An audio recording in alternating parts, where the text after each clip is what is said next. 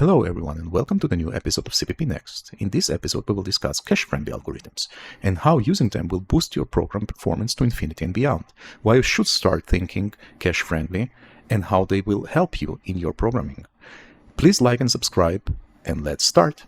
To start this episode, we need to understand a cool mathematical function called histogram. So what is an histogram? Histogram is a mathematical function that shows you how many times something has occurred. So let's say, for example, we have an array with a lot of numbers from 0 to 25. We want to go through all the array and to count each time how many times something appeared inside a bin. In this example, you can see that numbers from 0 to 5 appeared 5 times, numbers from 5 to 10 appeared more than 15 times, etc. This function and representation is very, very important for statistical operations, and we will implement this function in two ways. And we will see which one of the ways will be better for us, which will be more performant, and what will give us better results.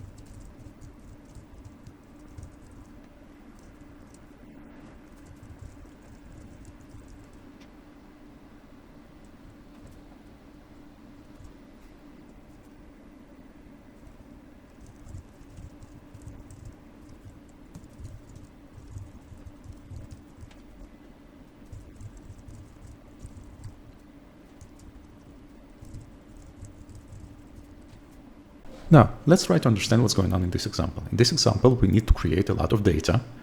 This data will reside inside a vector with a very large size, but still this size can be managed by quick bench that we will use lately. We will have 64 bins. We will have a divisor of 4. The seed will be 42. And we will have our random range and our random distance. So all the numbers inside the vector will be from 0 to 255.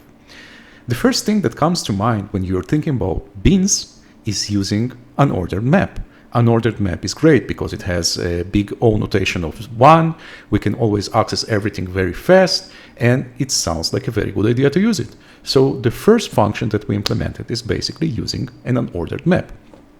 In line 17, we are creating the data vector.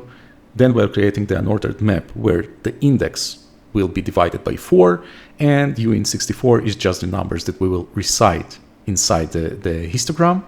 Then we're just using the random functionality and creating the data that we want to go through. And we're using the state 4. Then we are saying, okay, the first thing that we need to do is to create the bins.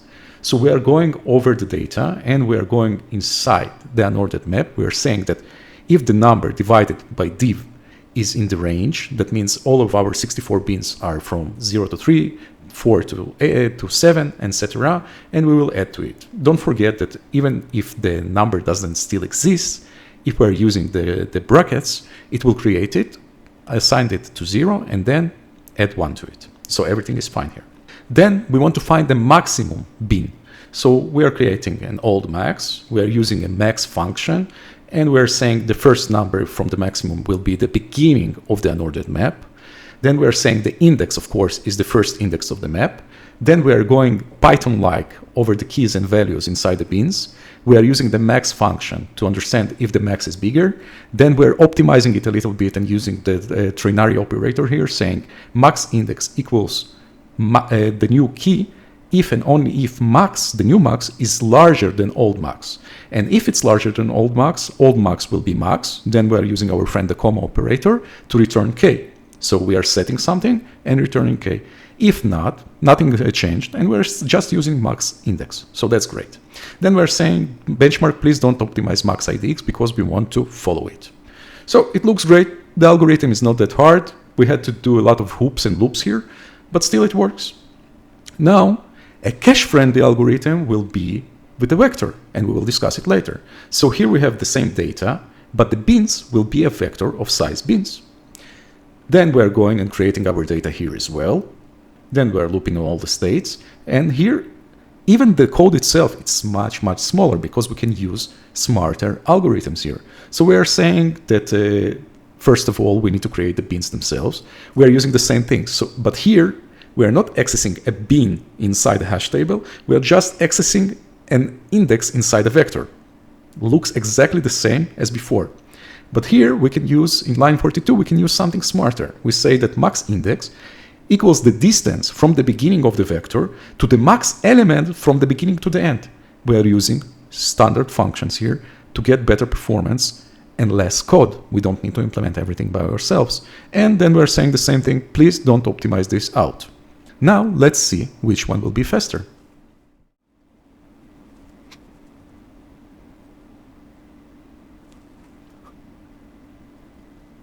And as you can see, the hash histogram functionality is much, much slower. It's almost 10 times slower than the vector histogram function. Why is that? Let's try to understand. To understand what's going on here, we need to understand that each CPU has its own cache layout. For example, I'm showing here the Intel Skylark. But almost all modern CPUs have caching levels.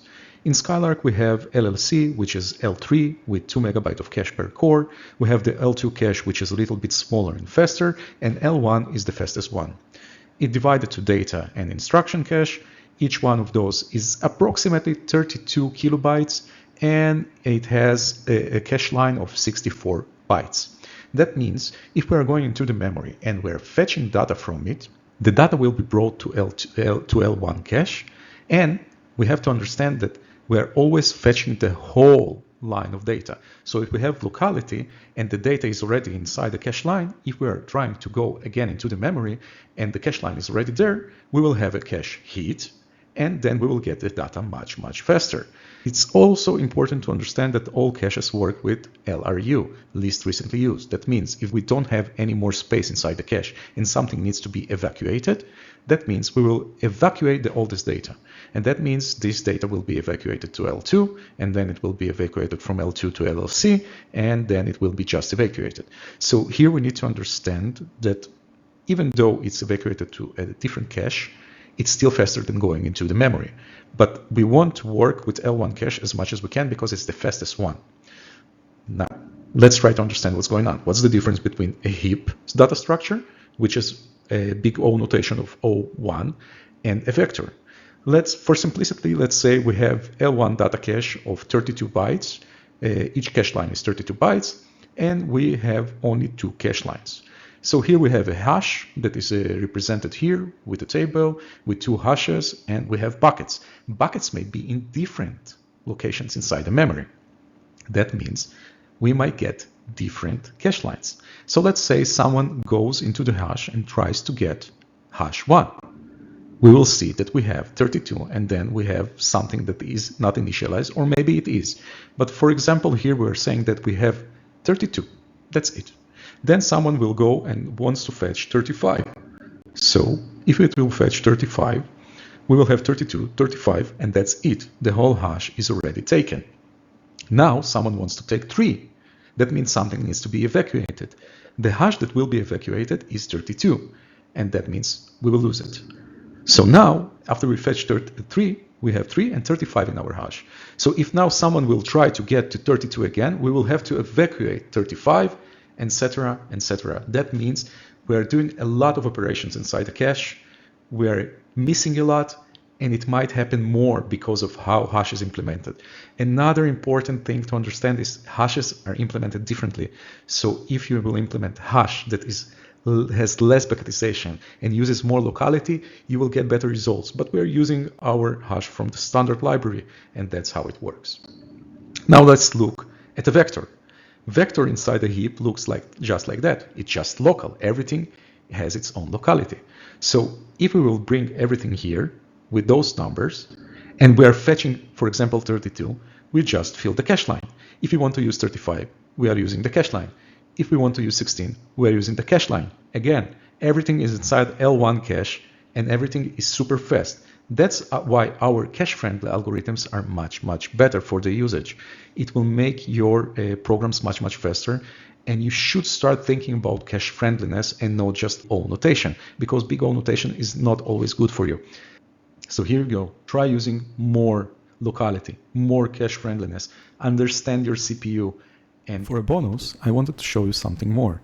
I wanted to show you that in Clang, the implementation of hash and vector are not as dramatic as in GCC. So let's see. As you can see, in Clang, it's almost 2 times faster, not 10 times faster. And the numbers that you see here are pretty close to each other right now. So that just means that Clang does a better job optimizing hash tables. Thank you for watching. Like and subscribe. And hopefully I will see you in the new episode soon. Bye for now.